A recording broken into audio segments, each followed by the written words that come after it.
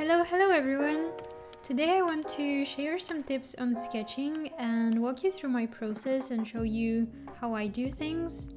I used to really struggle with my sketches. They would always end up super stiff and lifeless, and for the longest time I couldn't get the balance right between not being too precise too early on in a drawing, but also not being super loose to the point where you can't read what's going on.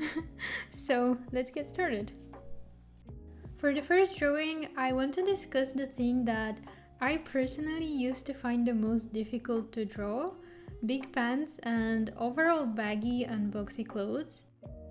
I think when drawing thinner and more rounded and softer shapes, it's much easier to have a nice flow in those drawings. The lines have a nice movement and they are naturally very dynamic, so it's not that hard to exaggerate that and end up with a drawing that has a lot of energy to it. But when it comes to more angular shapes and things like big blazers or boxy sweaters or pants, I think it's harder to make those things look dynamic because they just aren't in real life too. Those shapes tend to look more stiff by nature, not always, but often. And when you have a bunch of straight lines, it's harder to bring a sense of flow and movement to that. I think it's for the same reason that male bodies are a little bit harder to draw than female ones. In female anatomy, there's just a lot more rounded and softer shapes, a lot of curves and so on, whereas men are mostly just straight lines and rectangles. When I was a beginner, I avoided drawing men in suits like the plague because it combined both of those things that I found extremely hard to figure out even on their own, let alone combined. I would look at the reference and the silhouette and I would think, well, those pants are literally just two rectangles, and so I would draw that and it would look like crap and I didn't know why. But the thing I was missing was thinking about the movement and weight of the fabric. Like, you know how when you put on very wide-legged pants and the fabric forms these long vertical folds towards the ground? I think those folds are also the secret to sketching boxy clothes and giving them a sense of life and movement. Even if the fabric is not super bunched up, it doesn't matter. Or even if there is no actual fold in the reference, you can still draw one. I do that with white pants and big t-shirts and sweaters all the time. It's like my favorite little trick. Whenever a shape is too angular and just a silhouette and then it's really empty inside, I would just lightly indicate one or two vertical folds and it just saves the day. And for sweaters, jackets, and all kinds of tops, I also like to draw these sharp angles to kind of indicate folds. You can see me doing that here with the sweatshirt. It's just a really simple trick and it doesn't have to correspond to anything in particular from your reference. It's just a small shape that you add if things are looking way too simple.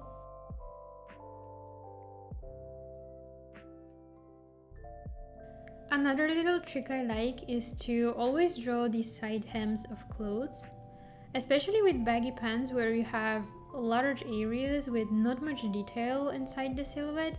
Adding the side hem really helps to add some interest, but also, and I guess that's more important, to add depth and to show the correct angle. Or maybe if there's a twist in the fabric or if it's folding a lot. Adding the hem of a sleeve, especially if it's a big jacket, would immediately make your drawing more three-dimensional.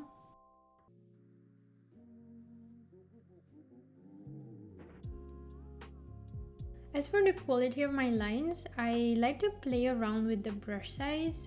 I would alternate between bigger and smaller brush, mostly because it adds variety and looks more interesting. But also, I would often start out with a thick and soft brush and go thinner as I progress with my drawing. We'll talk more about that a little later in the video. And almost always for the upper body, I would use a brush that is smaller in size than the one that I used for the lower body and the legs. That's definitely not a rule, but I have noticed that I do it a lot. And also for the face, I would use an even smaller brush there, just because it allows me to incorporate more detail. And I like to repeat my lines a lot, but without hitting undo. I just draw a line 2 or 3 times and I leave every attempt on the canvas. I just think it looks very cool and it's kind of more dynamic. It gives more life to the drawing.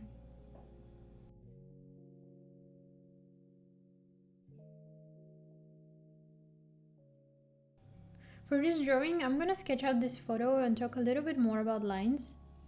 My standard approach is to start out with a big brush, as I said, but on lower opacity and just block in the big volumes or the gesture. I press very lightly and I do think about being kind of minimal with my lines. When I said I like to repeat my lines, I meant more for the final quality of the drawing, so like the last pass, and it's almost like a little detail that adds interest, but so early on I am not thinking about that yet. In this first stage, I try to capture the essence with, I'm not gonna say as few lines as possible because that might put unnecessary pressure on you, but with fewer, lighter lines. I've noticed that if I create a mess so early on, it's harder for me to flesh out the drawing and figure it out. But after I lay down this essence, which is very minimal, it can get messier from there. So I'm thinking about this very first sketch only in terms of movement and proportions. In the case of this drawing, it will be mostly proportions, but if it's a character pose, it will be first the movement, so the gesture, and then I will think about the proportions too. And after I put down those first lines to establish the general direction in which I'm headed, then I can start adding more information to the drawing and let loose a little bit, and also be rougher with my lines and so on. There are two approaches that I often use. One is to lower the opacity and make a cleaner sketch on top, and the other one is to keep drawing but also erase to make my sketch tighter. I've been really enjoying this second approach recently because it often leads to messier sketches, but in a nice way, and they also have more life to them, I guess. But when I say erase, I mean with a brush that is not too big. You don't want to erase entire areas of your drawing just to draw them cleaner on top. You want to preserve the rawness and the messiness and use a thinner eraser to kind of flesh it out. Kind of like with a pencil drawing, really. You're just removing the bits and pieces that you don't need anymore. But for this sketch, I am making a new pass on top. I am not lowering the opacity of my first one too much. I like to keep it visible because it has a lot of life to it, which I want to preserve. And as you can see, I am not too precious with my lines. This isn't line work, it's a sketch, so it has to have a lot of energy to it. And to achieve that, you need to loosen up your arm and your movements.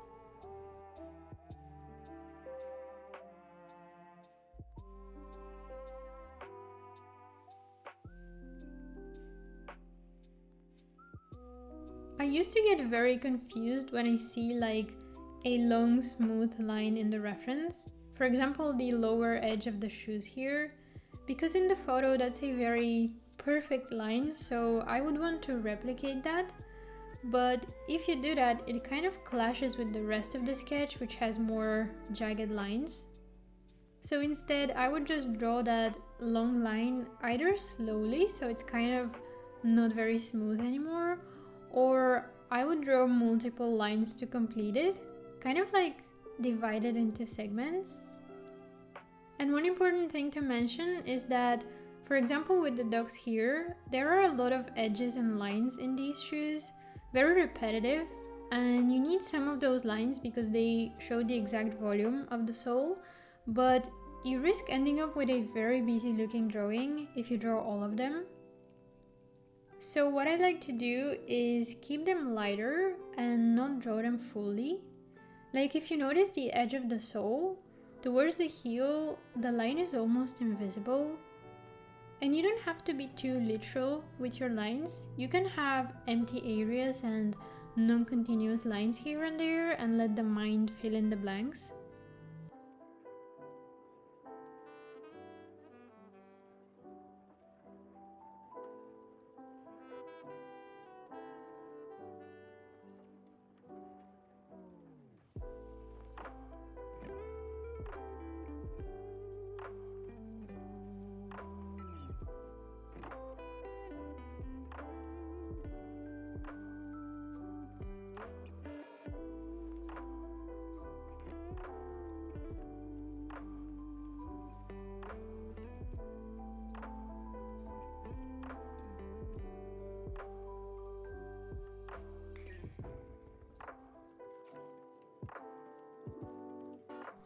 I think it's important to find a balance between clean lines but also loose lines.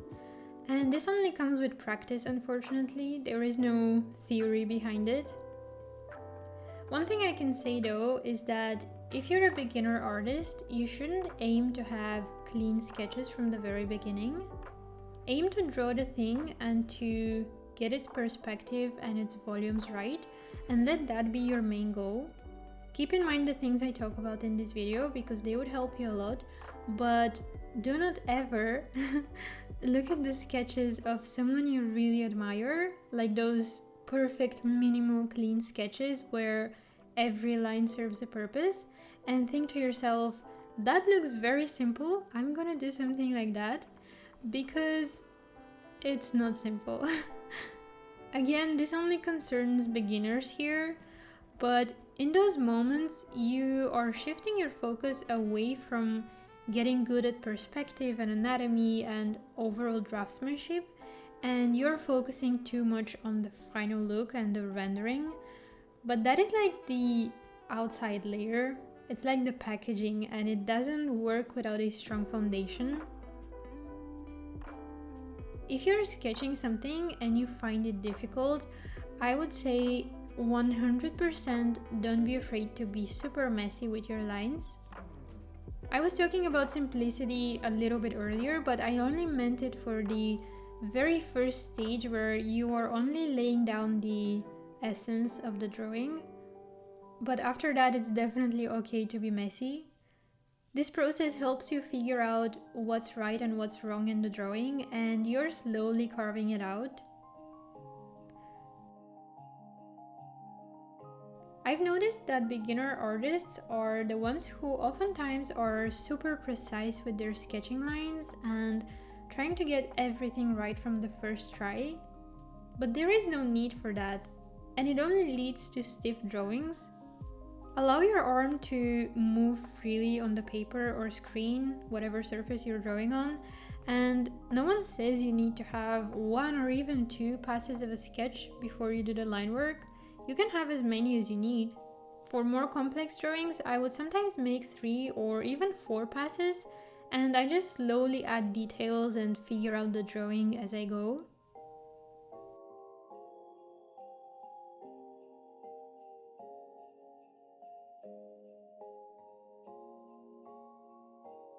When you clean up your sketches, I would say be careful not to use a brush that is too thin.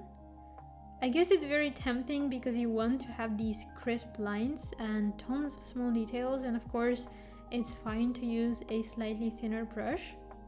But too thin might make your drawing look weird and kind of empty and unfinished, especially if you turn off the layer underneath with your first pass. When I was starting out, I used to really struggle with this seemingly very simple thing, the thickness of my brush. I remember I often went for a smaller brush size, even for the very first sketch pass, and it just looked completely horrible, and I didn't understand why until like 2 years later. A thin brush means more room for small details, and it means that more lines are needed in order to fill in the canvas and give information. So when you think about it, it just makes things easier to mess up, and you don't really need that. So I would say if you struggle, definitely start with a bigger brush and slowly go thinner. When I sketch, but also with inking and polished line work, I really like to add little shadows here and there. They add a contrast and it just looks very visually pleasing. It doesn't even have to make a whole lot of sense, just little corners that you think look okay with a shadow. I also really like to fill in the shadows in sleeves when they are facing the camera.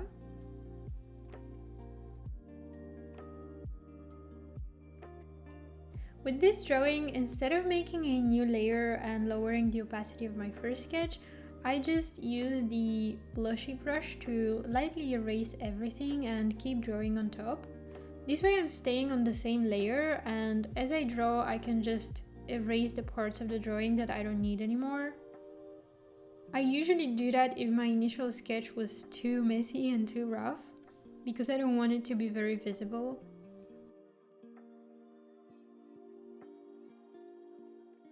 When I draw, I am not pressing too hard because I don't want all of my lines to be super thick and dark, but also notice that I'm not being too gentle either. That's another thing that I've noticed with more beginner artists. They are afraid to press for a thicker line, so everything is super thin and super light. And while I think those lines look good and there's a place for them too, I definitely don't think that all of your lines should be like that. You need to have contrast and some dark spots too. To me, one of the most important things if you want to avoid a stiff drawing is to be brave. When you're afraid of making a mistake, you become so precious with every movement of your hand, and it really shows. Confidence and certainty are what makes a drawing dynamic and full of life. There's a great sentence that I learned from a class I once took. It was something like, "I may not be right, but I am certain." And what that means is, even if you're not sure if what you're drawing is correct, or if you're drawing that line at the perfect spot, draw it with confidence anyway, because this confidence really shines through in the final drawing, and it makes it much more believable. It's kind of like as if you're telling a story or something, or like how you carry yourself in space. If you act with confidence, people believe you. So even if the anatomy of that leg is a little bit off, the fact that your lines are bold and confident helps to sell the idea that the anatomy is actually correct, and you can get away with some mistakes this way.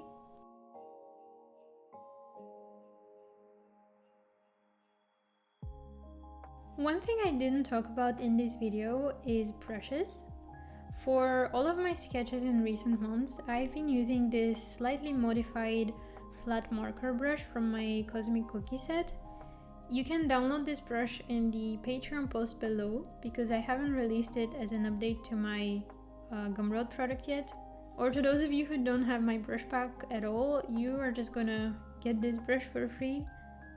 Overall, for sketching, I like smoother brushes with a slightly soft edge and some texture, but not a lot.